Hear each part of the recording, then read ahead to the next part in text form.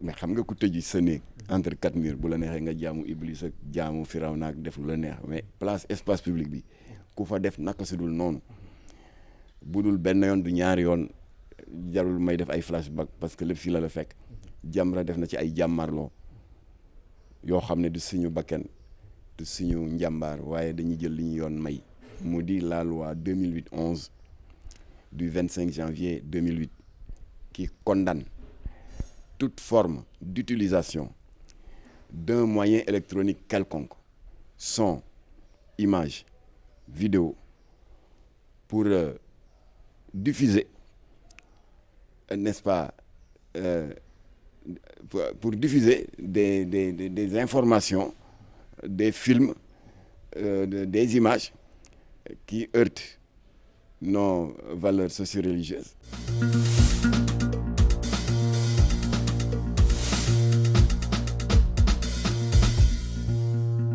di leen gërëm di leen sant ak di leen masalu coono ci dérangement bi ak déplacement bi ci li ngeen jël initiative ne da ngeen bëgg a ñëw fii sax ak man laaj ak tontu ci li nga xam ne moo lëmbee réseaux sociaux yi waaye léegi dafa lëmbee réew mi ndax ñu ngi koy waxtaanee ba ci grand place yi ak ci marché yi ak ci kaar yi mu di kuréelu jigéen yooyu ñu jóg yëkkati kàddu yi ñuy yëkkati te ñëpp a gis ko. Alors dama bëggoon fàttali rek que dañu nekk jarul fàttali sax waxaat la rek dañu nekk ci dëkk bu ñuy wax Sénégal bu am ay xar baaxam am ay valeur am ci teggin kersa jom sutura yoo xam ne du suñu ndam waaye suñu maam yeeg mamaat yi ñoo ko fi suuxat muy walangaan ba ci suñuy maam di walangaan ba ci suñuy baay suñuy ndey suñuy bàjjan suñuy tànte yar ñu ci ba loolu nekk la marque de fabrique du sénégalais ba ñi askanoowul fii ci réew mi sax nangu nañ loolu ba gis nga tubaab yi léeg en parlant du Sénégal dañu naan Sénégal le pays de la teranga les Sénégalais sont des gens souriants des gens sympathiques et cetera ba law na léegi ci àdduna bi waaw mais nag suñu maam yi nga xam ne ñoo ñu inculqué avec beaucoup de générosité yooyu valeur inventé wuñu ko ndax yàlla daf leen teel a suuxat ci diine te ci boobu wàll suñu borom jàngale na ci kàddu boppam bi gën a sell muy alxuraan karim benn exemple biñ ci mën a citer rek te gën ci siw askanu bani Israël natt gu metti gi ñu nekkee woon Firawna def leen ay jaam yu ñuy maltraité soumettre leen aux travaux forcés ba daanaka pyramide yi nga xam ne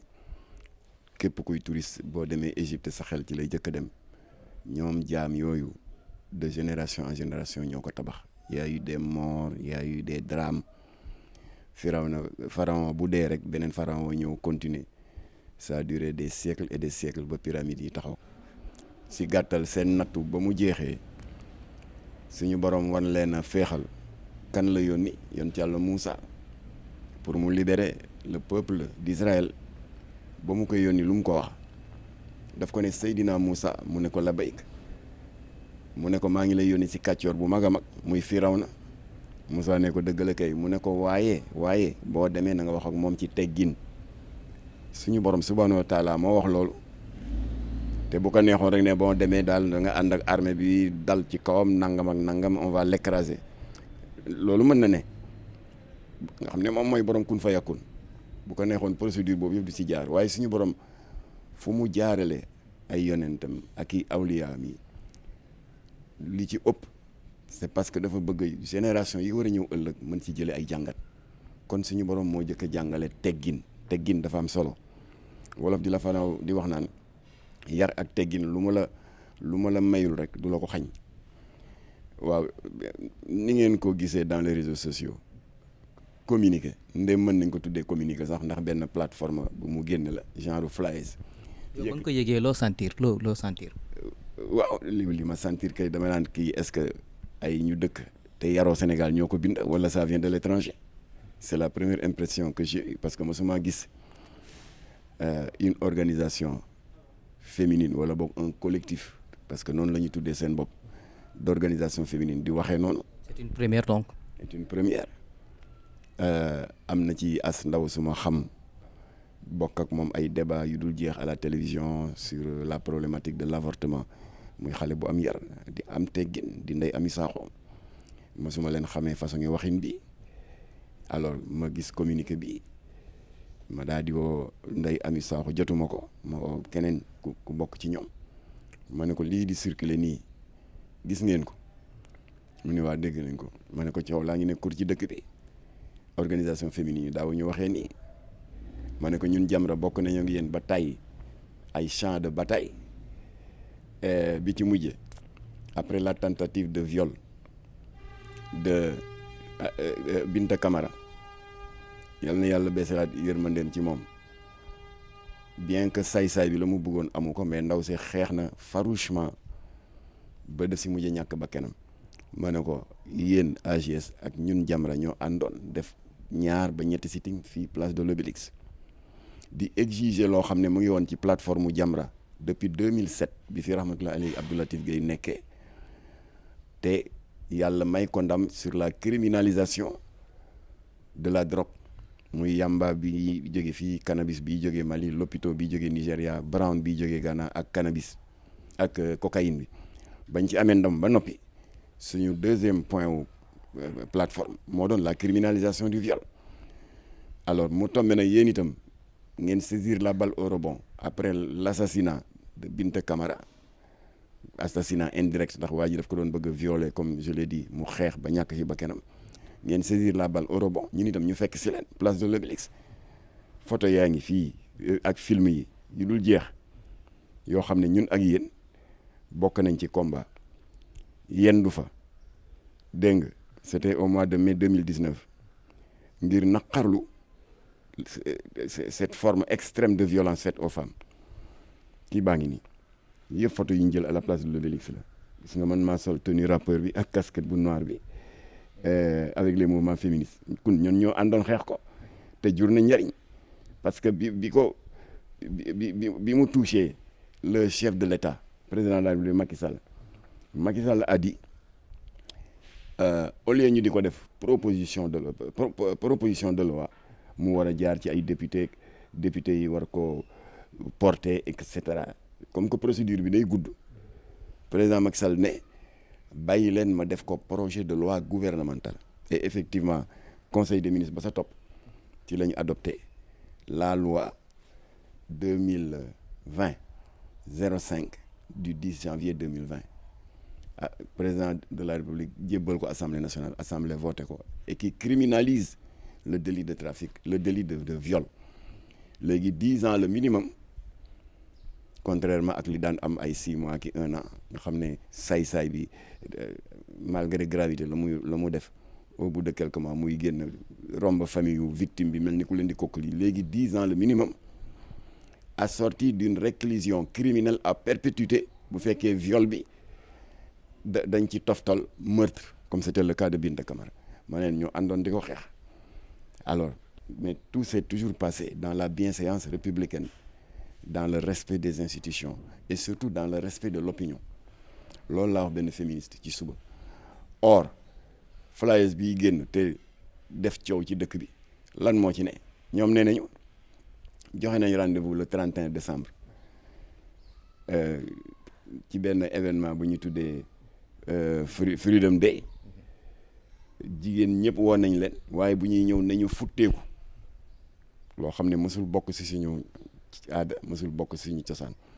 xëy na xam nañ ko ci certaines capitales occidentales am na ñu ñuy wax les femmes nga xam ne dañuy futteeku torse nu ñëw rek def irruption au parlement wala def irruption dans une salle de conférence c'est leur forme de revendication boo xam ne bi ñoom noonu lañ ko gisee waaye les femmes sénégalaises daaw ñu revendiquer noonu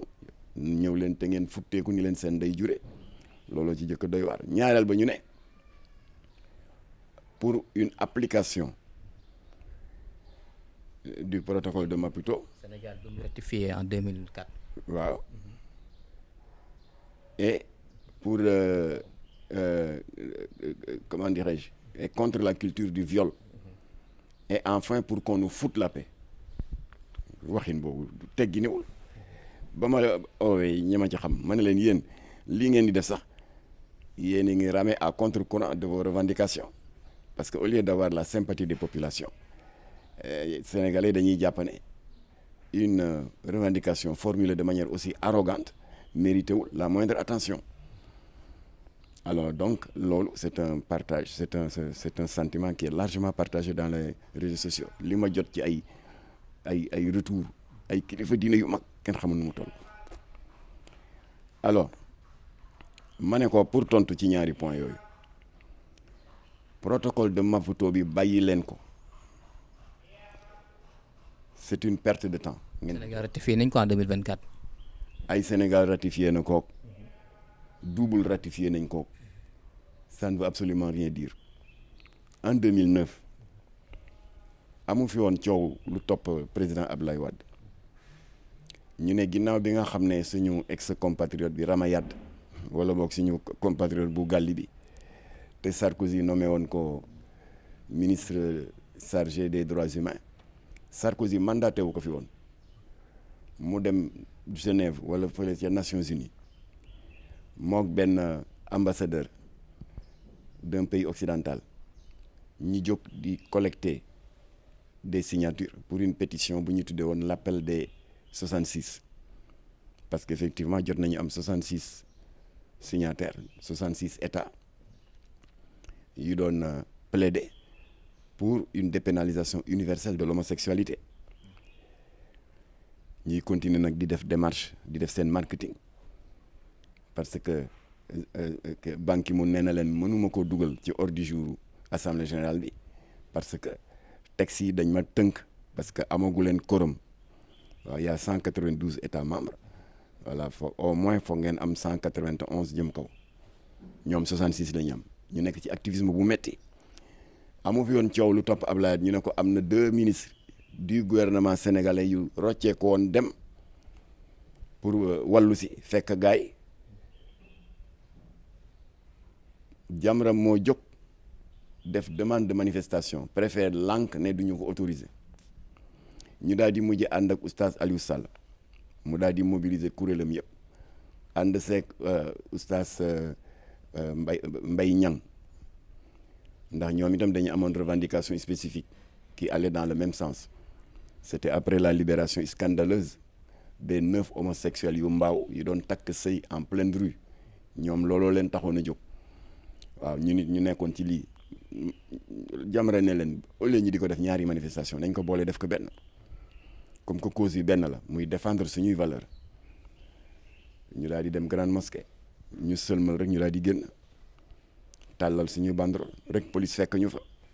dóor ñu ay lacrymogène sotti ñu ndox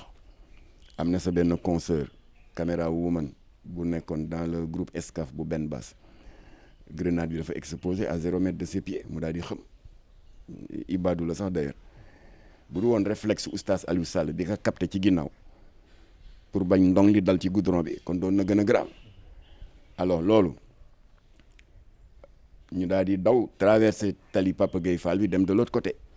man nii maa jël micro bi interpeller le président Abdoulaye Wade te boobu ca nguur ga laa bokkoon parce que amoon naa fa teraanga j'étais le président du conseil d'administration du centre international du commerce extérieur amaat fa une responsabilité politique parce que ni mu amee ay yeewoo Benno Bokk Yaakaar ak et cetera ñun suñu Benno Bokk Yaakaar mu ngi tuddoon CAP 21 convergence des actions autour du président de la République pour le 21e siècle ndem si yàlla si Iba Der Thiam nekkoon coordonnateur yi man ma nekkoon porte-parole de 64 partis de la mouvance présidentielle waaye ba défendre suñu valeur jotee teraanga yeeg poste PCA yi laa fopp tege ko sànni fële jóg jël micro daal di poser question président Abdoulaye Wade ne ko lii ñu lay tuumaal ne da nga yónni ñaari ministre ñu dem fekki ñoom Ramayad à Genève pour parapher l'appel des 66 consistant à exiger que les Nations Unies votent une assemblée générale portant sur la dépénalisation universelle de l'homosexualité yaa leen fa yónni oui ou non alors dès le lendemain le président Abdoulaye Wade qui est quand même un juriste un éminent juriste et puis un grand communicateur dal di yónni son ministre conseiller chargé des affaires humanitaires di Bamba Ndiaye yónni benn ministre en charge des droits humains mu di Koumba Gaye ñoom ñu def benn point de presse commun dal di démentir ba tëdd ci suuf ne président Abdoulaye yónniwul kenn. Jamra revenir à la charge ne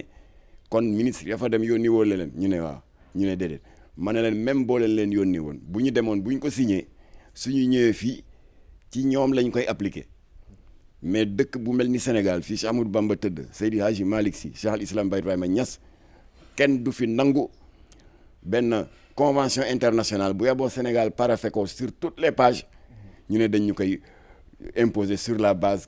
que législation extérieure bi Sénégal engagement bu mu fi jël ça s'impose à notre législation dem leen ngeen signé ko xool. Kon voilà ce que j'ai toujours dit aux féministes quand elles parlent de protocole de Maputo ñu ngi ko signé à Maputo le 11 juillet de 2013 waaw ba noppi mooy capitalu Mozambique ñu ne Sénégal paraphé woon na ko ma ne suñu tontu mooy tontu ba ñu tontu woon président Abdoulaye Wade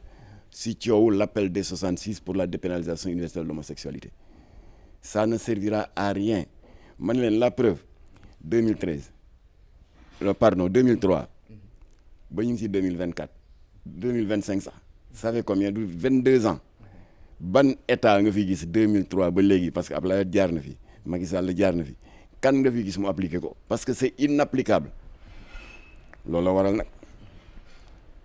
li ci feeñ mooy protocole la boo xam ne 32 articles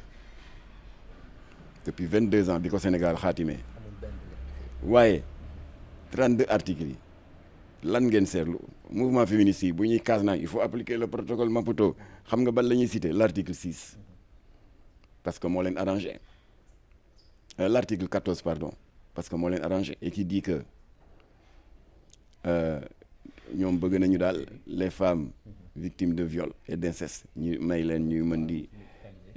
di bénéficier d'un avortement médicalisé yooyu sax ñun def nañ ci ak ñoon débat yu dul jeex pour récuser cette formule unilatérale de meurtre d'enfants dans le ventre de la mère ba Jamra indi woon une alternative moo di l'alternative des pouponnières et des pouponnières et des orphelinats ba Jamra ngi liggéey dans ce sens ak orphelinat bu Ndeye Awa Sadio ñu tuddee ko daaray Sëñ Saliou te mu nekk fii ci Parcelles Assainies combien de fois la ñu sauvé des femmes qui étaient tentées d'aller faire assassiner l'enfant qu'elles portent ah ba ñu mujjee changé ñu yëgal leen ne am na possibilité ñu boole leen ak benn orphelinat ñu encadrer leen tout va se passer dans l'anonymat ba ni ngeen di muccee duñ la laaj carte d'identité duñ la laaj sa tur duñ la laaj nga indi céréales ak couche de bébé rien yow daal boo xale bi muccee bul ko rey bàyyi koog bakkenam te nga retourner d'où tu viens dans la clandestinité su ko defee pouponnière bi avec ses bienfaiteurs daal di yore xale bi ndax xale bi yow moomoo ko borom bakken la comme yow suñu borom bi ko bind xamoo lu mu namm ci moom alors on a sauvé beaucoup de filles par rapport ak la ñu doon craindre naan la honte familiale aussi nañ dem nañ dara amu ci alors dama ko caricaturer un peu alors kii boobu alternative boobu dañu proposer bu dul benn yoon du ñaari yoon au mouvement féministe gars yi ne non inceste ak viol moom avortement rek voilà kon article 14 boobu rek la ñuy citer or 32 articles te 32 articles li ci ëpp ay musiba la par rapport à nos réalités ancestrales sociales et culturelles qui régissent notre vie communautaire dama la citer benn rek li tax ñoom elles sont réticentes pour aller parler des autres articles du protocole Maputo benn la lay citer article 6 bi lu mu wax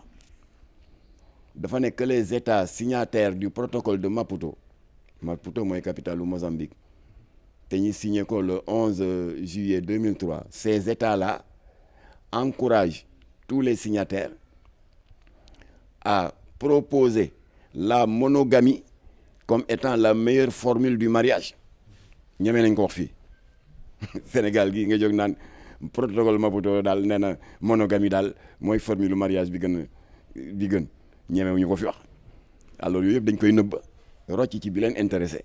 mooy seen cheval de bataille article 14 qui parle de la possibilité d'avorter en cas de viol et d'inceste. alors deuxième point bi ci seen flyers bi nee nañ contre la culture du viol vous enfoncez une porte déjà ouverte j'en ai parlé tout à l'heure Jamra biñ fa amee siège de député à l'Assemblée nationale on avait une plateforme d'une 20aine de points yi ci gënoon a fës moo di la criminalisation du délit de trafic de drogue kooku yàlla defal nañ ci ndam en dépit de la haine d'un activiste clochard bu nekk ci banlieue bi nga xam ne bi Jamra criminaliser yàmbaam criminaliser cocaïne am fu mu gestu te daggaluñu saaga du am jàmm kon léegi criminaliser nañ ko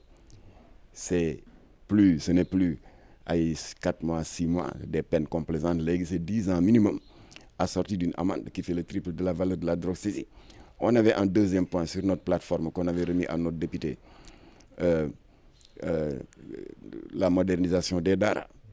ak trouver un système de rémunération des sëriñu daara. On avait également la criminalisation de l'homosexualité. On avait la criminalisation du viol. Voilà yàlla dogal na nag Latif benn bi rek la fekkee yàlla def li ko soob suite à son accident son prétendu accident mortel du 6 avril 2008 alors benn rek la réglé moo di la criminalisation du trafic de drogue. Alors léegi nag pour les autres points comme bi ma la cité léegi pour le viol ba ñu déggee ne suñu mouvement féministe yi yëkkati nañ ko au lieu ñu nekk des rivaux bon ñu daal di ñëw fekk si leen pousse leen encourager leen ba ñu mujj ci am ndam président de la république comme je l'ai dit ne boo leen ko naree la jaar ci procédure de projet de loi habituelle day gudd bàyyi leen au lieu de proposition de loi ñu def ko projet de loi alors conseil des ministres adopté ko encore une fois c'est la loi 2020-05 du 10 janvier 2020 qui criminalise désormais le viol. Alors léegi ngeen bëggati lan ngeen en contre la culture du viol c'est déjà réglé qu'est-ce qu'on peut faire au-delà de la criminalisation il y a plus rien. Alors ñi ma ci waxal ne ma waaw waaye dégg nga temps yi y a des viols dégguñu kenn wax waaw am na xale boo xam ne dafa tux yamba ba kannasu violé yaayam qui était victime d'AVC qui n'avait que ses yeux pour pleurer mais mënul am benn réaction kenn déggu leen di ma liimal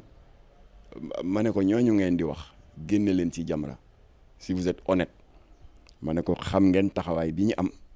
lors du viol suivi du décès de Binta Camara yàlla na yàlla bés la ma dem ci moom xam ngeen ko ñoo ànd a xeex ba ñu criminaliser viol ma ne ko daaw jéeg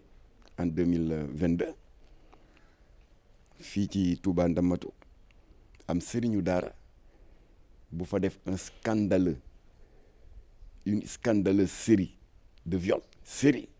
ñaar fukki taalibe yu jigéen ak juróom-ñaar 27 musul am Sénégal c'est un record inédit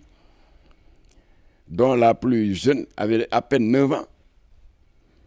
ba pare moom mérité wul turam sax parce que ñu ngi ko tuddee sanga bu tedd bi Cheikhul Khadim ma ne ko loolu ba mu amee muy lëmbale réseaux sociaux yi revue de presse yi kan moo wax sur 125 organisations islamiques Jamra moo def fii point de presse non seulement daf ko dénoncer mais ñu jël contact avec 3 ou 4 membres de la famille de ces 27 pauvres filles encourager leen à déposer une plainte te joindre ci des certificats médicaux en bonne et due forme wane ne que viol am na waaye il n'en fallut pas plus pour que 2 jours après mu am une avalanche de réaction ndeke ki def loolu mu dem actionner ces réseaux ñooñu dem di dissuader des familles pour que ñu retirer seen plainte on va essayer de régler ça dinañ seeti sëriñ bi arranger ko à l'amiable ba ma ko yëgee man maa wootewaat ma ne boo leen juumee ba retirer seen plainte j'ai déjà averti maître Moussa Sarr il m'entend mooy suñu avocat nous allons nous constituer partie civile parce que notre statut nous le permet ci la ñu tiit nag maintenir seen plainte mais terewul Jamra defaat plainte boole ci ba ko procureur jotee et nous félicitons le procureur de Touba Ndamatou pour sa diligence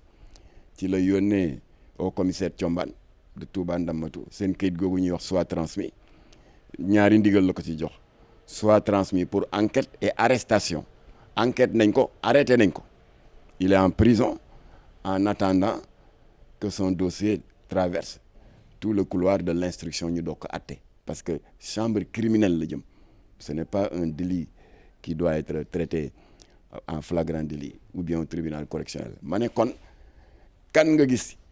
ci organisation islamique yi ku def boobu taxawaay ci kii sous prétexte c'est un sëriñu daara c'est un intouchable sëriñ daara du ñu nit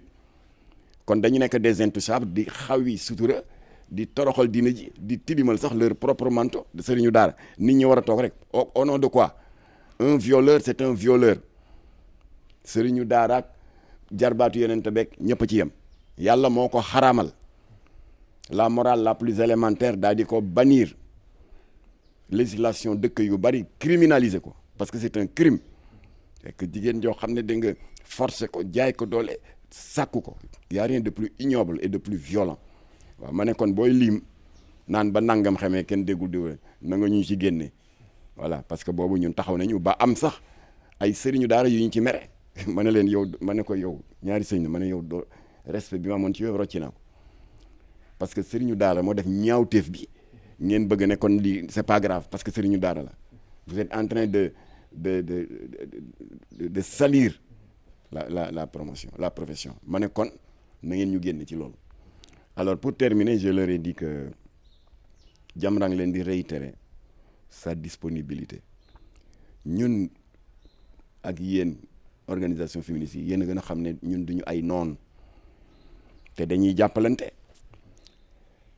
AGS ndaw soo su ma lay wax sama jarbaat bu baax boobu fa ne Ndeye Amy Sakho ñaata yoon la ay famille ñëw saisir ko sama doom day drogué wu di lëmbale kër gi di nangam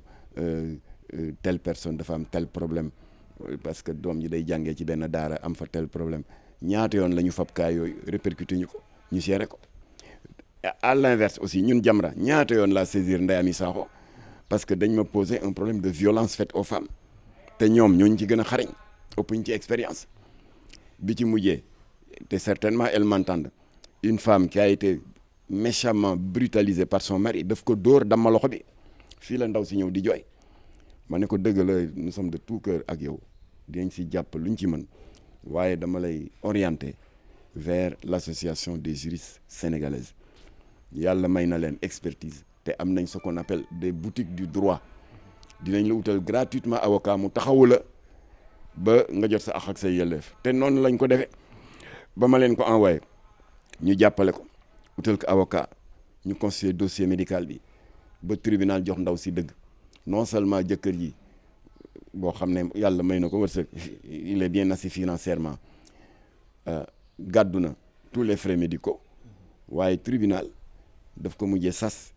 loolu lu ñuy wax pension alimentaire dañ koy dagg 150 000 ci salaire am comme que jot nañu am as tout tànk di ko verser ndaw si pour mu di ci faj soxlaam alors kon Jamra moo envoyé cas yooyu ci ñoom itam elle nous envoie des cas kon Jamra du seen noon nous sommes des partenaires ak yéen waaye li ñuy d'accordul